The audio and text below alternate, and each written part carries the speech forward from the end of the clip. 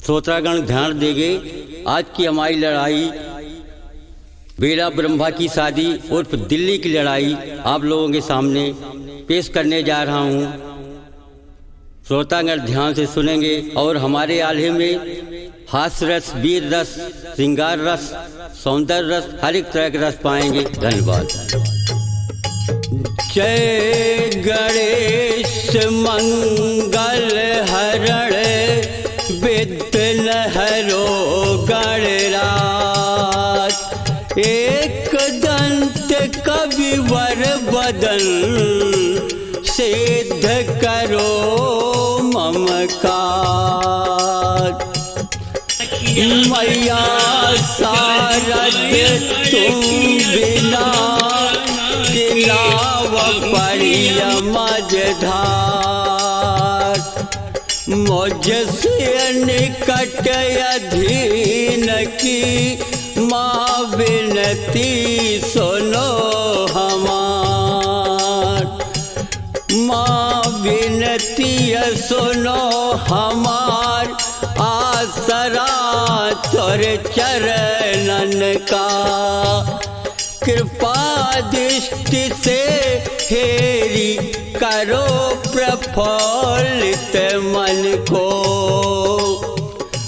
अमोल सिंह कथ कहें सुनो हे दुर्गे मैया, दूर करो अज्ञान ज्ञान दो हे मैहर वाली मैया। कालिय सुमिरा हूँ कलकत्ता कई, मैहर केरी शारदा माँ। विंध्यवासिनी कय गुण गावो, ज्वाला माई हुआ सहाय। देवी चंद्रिका बक्सर वाली, दुर्गे कलम विराजो आय। काली सुमिर करौलिया वाली, कही बय वीर पवारा गाय। माँ सरस्वती करो कृपा, महावीर समारो हाथ। महावीर समारो हाथ, ना करो विलंबा। अम्मा धरो पीठ पर हाथ, लाज राखो जगदम्मा। वीर छंद पूरण करो, माँ तो है नवावंशी। माँ तू है नवावंशी, सुनो कलकत्ता की काली। पंजा धई दियो पीठ, शारदा मैहर वाली। गुरु की कृपा अपार, सुनो अंजनी के लाला। धरो पीठ पर हाथ, आज गई वे हम आल्हा। बैठा शारदा मोरी झुअलकमा, जुअरी में बैठा वीर हनुमान। जो स्वर दीन हम तुम कोयली का, को रटई आम कई डार। वह स्वर मैया हम का दई दिया, सायरा कहब नरेशन क्यार। शिव शंकर जी काशी वाले, बाबा विश्वनाथ महाराज। आवो कंधैया गोकुल वाले, तनी बसिया का बजाई जाऊ आय। रोम रोम में रंभा रंभ जाओ, कमला बैठ हाथ पर जाओ, गंगा मैया तोहरौ नेउता मोरी सभा में विराजो आय। जैसे गंगा में धारा बढ़े, गंगा हर हर लहरा, अन्नपूर्णा काशी वाली माता भरा रहे भंडार। पांच पांडवा द्वापर वाले जो कल जुगमल है अवतार, आल्हा जन्मे है महुबामा जौन रहे मंजरी कय अवतार। मामा माहिल उरई मजन में जौन रहे शकुनी कय अवतार। लाखन राणा कनौज वाले जौन रहे अर्जुन कय अवतार। पृथ्वीराज दिल्ली के राजा जौन रहे दुर्योधन कय अवतार। ब्रह्मा ठाकुर महुबे वाले नकुला पंडा कय अवतार। हाथी पैदा भय कजरी बन, घोड़ा काबुल अखंधार। सुर महोबा दिल्ली में पैदा, एक से एक दयु कैलाल। पहले सुमिरब गुरु अपने का, जिसने विद्या दई सिखाए। मात पिता हम तुहका सुमिरब, जिसने से किया प्रतिपाल। कहब लड़ाई गढ़ दिल्ली कै, श्रोतो सुनियो कान लगा। पृथ्वीराज नरेश कैठाक जमी, जब से संजोगिता डोल आयो।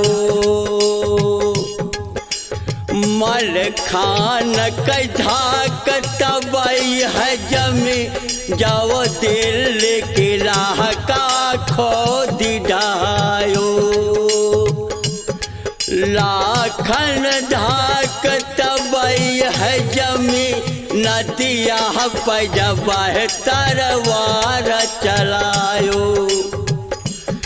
उदल धाक तबई है जमी, जब मारो का खोद के ताल बनायो।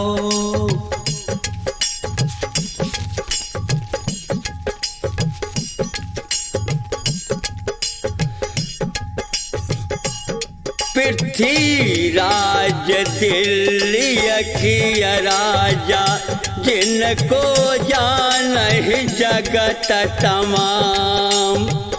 बिटिया पैदा भय जिनकी घर, बियला पढ़ता सुकई नाम। 12 बरस कई बियला हो गई, खियला संग सखियन संग जाय। बनी भवानी बियला रानी, दिया खत सोर गई न शरमाय। रूप उजागर वह बेटी है, चेहरे मरी करे मुंजियार। चढ़ो शनिचर है दिल्ली माँ, बेला जाए लिया हो अवतार। द्रौपदी ब्याही थी पांडव को, दुई कुल नाश दिया करवाए। तबहू खप्पर खाली रहेगा, जिसको भरा किसी ने ना। वह द्रौपदी द्वापर वाली जन्मी पृथ्वीराज घर आए। दुई घर गोलन बियला जन्मी आपन खप्पर लिए भराए। संग सहियलिय बियला लीनो खियल खियल लरी कैल क्या। बहुत सखियाँ ता ब्याही थी छतियाँ जो बन करे बहार। बरस 18 अवसुअला कै कौनव 20 बरस कै जवान।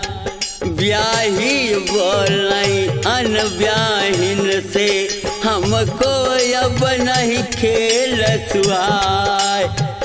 जब सुधियावय बार बलम कई धक्का लगई करे जे माय। कुंवारी सखियाँ पूछन लागी क्या सुख मिलई पिया के साथ। हाल बताओ हमको आली तुहसे कहूँ जुड़ कर हाथ। सुन कय बातें अनब्याहिन की ब्याही बोली वचन सुनाए। जो सुख पावा हम बालम संग सो सुख कहूँ नहीं पड़े देखाए। पकड़ कलैया दुई नौ सैया छतिया चुमई औ ये खिलाए। कर मुख चुम्बन गोरी आली संगमा सोवई गले लगाए। सुनी सुनी बातें यस ब्याहिन की अनब्याही सब गई अलजाए। बड़ी लालसा है ब्याहे की बेला महल पहुँची जाए। भोजन करके बियला बैठी सोई समय रात का पाए। मन में बढ़ गई अब ब्याहे की सोवत बेला उठी कौआ। हम नहीं जाइब अब ससुरे को क्यों तू तेग रहा धमकाए। अगमा रानी ठाड़ी थी सोवत बेटी दियो जगाए। हाथ फेर कर पीठी ऊपर अगमा रानी कहा सुनाए।